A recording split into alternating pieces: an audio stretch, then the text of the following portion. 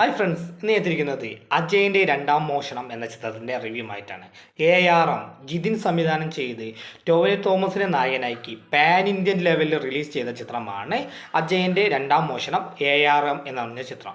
ചിത്രം അതിഗംഭീരമായിട്ടുള്ള മേക്കിങ്ങും അതുപോലെ തന്നെ അതിഗംഭീര പെർഫോമൻസും കൊണ്ടും ചിത്രം അതിഗംഭീരമായിട്ട് തന്നെ നമുക്ക് ചിത്രത്തിൻ്റെ നല്ല രീതിയിൽ തന്നെ തിയേറ്ററിൽ പോയി കണ്ടിരിക്കേണ്ട ചിത്രം തന്നെയാണ് അജയൻ്റെ രണ്ടാം മോഷണം എന്ന് പറഞ്ഞ ചിത്രം. അതിൽ ടോവിനോ തോമസ് അവതരിപ്പിക്കുന്ന 3 ക്യാരക്ടറും അതിഗംഭീരമായിട്ട് തന്നെ ടോവിനോ അഭിനയിച്ചിട്ടുണ്ട്. ടോവിനോയുടെ ഓരോ രംഗങ്ങളും അതിഗംഭീരമാണ്. കാരണം ടോവിനോ അഭിനയിച്ചിട്ടുള്ള അജയനായാലും അതുപോലെ തന്നെ കള്ളനായിട്ട് വരുന്ന ആളായാലും ഒക്കെ അതിഗംഭീരമായിട്ട് തന്നെ ടോവിനോ ഇതിൽ അഭിനയിച്ചിട്ടുണ്ട്. ടോവിനോയുടെ മേക്കിങ്ങും കാര്യങ്ങളും അതുപോലെ ടോവിനോ അതിന് വേണ്ടിയിട്ടുള്ള കഷ്ടപ്പാടും കളറിപ്പായിട്ട് പഠിക്കലും ഒക്കെ അതിഗംഭീരമായിട്ട് ഇതിൽ നമുക്ക് ചെയ്തു വെച്ചിട്ടുണ്ട്.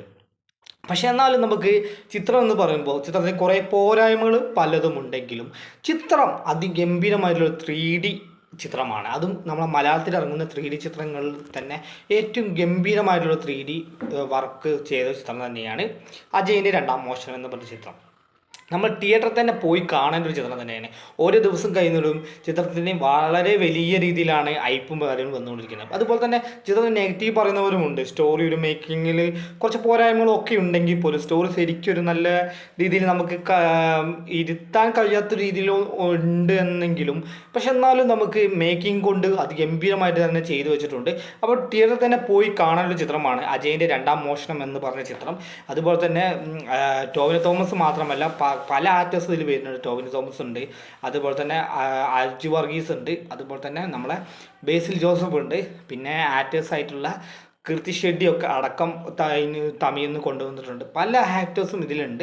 പക്ഷേ അതിഗംഭീരമായിട്ട് പെർഫോമൻസ് എന്ന് പറഞ്ഞു കഴിഞ്ഞാൽ ടോവിനോ തോമസിൻ്റെ പെർഫോമൻസ് തന്നെയാണ്. അതിഗംഭീരമായിട്ട് ടോവിനോ തോമസ് ഇതിൽ അഭിനയിച്ച് വെച്ചിട്ടുണ്ട്. അപ്പോൾ ചിത്രം തീർച്ചയായും ടോവിനോ തോമസിൻ്റെ 50ാമത്തെ ചിത്രമാണ്.